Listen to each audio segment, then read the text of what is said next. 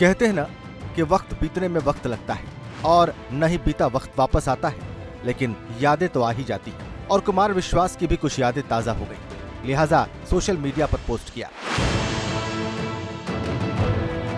रामचरितमानस से ली गई पंक्तियां बहुत कुछ कह रही हैं। हालांकि कुमार विश्वास ने किसी का नाम नहीं लिया है, लेकिन साफ है कि ये तंज अरविंद केजरीवाल पर ही है। रामचरितमानस की चौपाई कर्म प्रधान विश्व रचिराखा, जो जस करहि सो तस फल चाखा, जिसका अर्थ है कि यह जगत, यह विश्व कर्म प्रधान है, जो व्यक्ति जैसा करता है उसे वैसा ही फल मिलता है। कुमार विश्वास 2011 के भ्रष्टाचार विरोधी आंदोलन में अरविंद केजरीवाल का कदम से कदम और कंधा से कंधा मिलाकर साथ देने वाले नेताओं में शामिल थे। बाद में आम आदमी पार्टी बनी, हालांकि पार्टी से कुमार विश्वास अलग हो गए, लेकिन उसी आंदोलन से निकले और सत्ता की कुर्सी पर बैठने वालों में शामिल मनीष सिसोदिया, संजय सिंह, सत्येंद्र जैन भ्रष्टाचार के आरोप में जेल में हैं। और अब उसी कड़ी में नाम जुड़ गया है अरविंद केजरीवाल का, जिन्हें दिल्ली शराब घोटाला मामले में ईडी हवालात में रात गुजारनी पड़ रही है। केंद्र की तत्कालीन यूपीए यानी कांग्रेस की अगुवाई वाली सरकार और दिल्ली की शीला दीक्षित की अगुवाई वाली कांग्रेस सरकार के भ्रष्टाचार के खिलाफ जन लोकपाल लाने को लेकर 26 फरवरी 2011 में आंदोलन हुआ। मंच पर अन्ना थे तो पीछे अरविंद केजरीवाल। देश के अलग अलग हिस्सों से आए लोग इस आंदोलन से जुड़ते गए। 2011 और 25 मार्च 2012 को 2 चरणों में आंदोलन हुए और केजरीवाल तब तक भ्रष्टाचार विरोधी आंदोलन के आर्किटेक्ट बन चुके थे। लेकिन आंदोलन से वो हासिल नहीं हुआ जो केजरीवाल चाहते थे। तब केजरीवाल ने दिल्ली के अलग अलग इलाकों में बड़ी सभाएं करनी शुरू कर दी और 26 नवंबर 2012 को केजरीवाल ने अपनी पार्टी के विधिवत गठन की घोषणा की।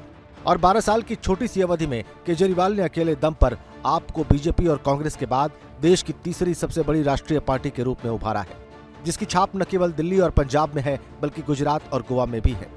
केजरीवाल ने 2013 में दिल्ली विधानसभा चुनाव लड़ा और 28 सीटें जीती। केजरीवाल ने नई दिल्ली सीट से शीला दीक्षित को भी हराया, लेकिन उन्हें सरकार उन्हीं शीला दीक्षित की कांग्रेस पार्टी के साथ मिलकर बनानी पड़ी और ये आंदोलनकारी 28 दिसंबर 2013 को दिल्ली का सीएम बना। केजरीवाल की ये सरकार महज 49 दिन ही चल सकी, लेकिन इन 49 दिनों में दिल्ली ने राजनीति का एक नया युग देख लिया। 2015 में हुए दिल्ली विधानसभा चुनाव में केजरीवाल ने दिल्ली की जनता से पूर्ण बहुमत मांगा और जनता ने उन्हें ऐतिहासिक जीत दी। 70 में से 67 सीटें जीतकर केजरीवाल ने 14 फरवरी 2015 को फिर दिल्ली के मुख्यमंत्री पद की शपथ ली। इस बार उनके पास विशाल बहुमत था। वादे पूरे करने के लिए पूरे 5 साल थे। केजरीवाल ने इस दौरान विकास के कई काम करने का दावा किया, लेकिन भ्रष्टाचार और जन लोकपाल का मुद्दा कहीं खो गया। दिल्ली से कितना भ्रष्टाचार कम हुआ है ये दिल्ली वाले जानते हैं। जन लोकपाल का तो अब बहुत से लोगों को नाम भी याद नहीं। देखते ही देखते 5 साल गुजर गए।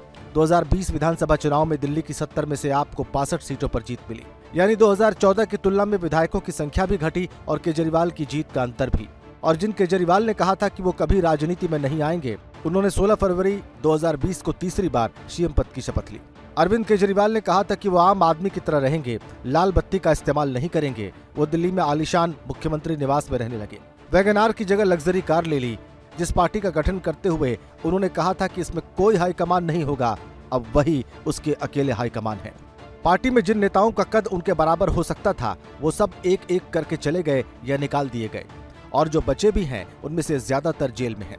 मनी लॉन्ड्रिंग केस में सत्येंद्र जैन जेल की हवा खा रहे हैं, तो शराब घोटाले में उनकी सरकार में डिप्टी सीएम रहे मनीष सिसोदिया और पार्टी के सांसद संजय सिंह पहले ही जेल में हैं। तो उसी शराब घोटाले ने अरविंद केजरीवाल को भी जेल पहुंचा दिया है।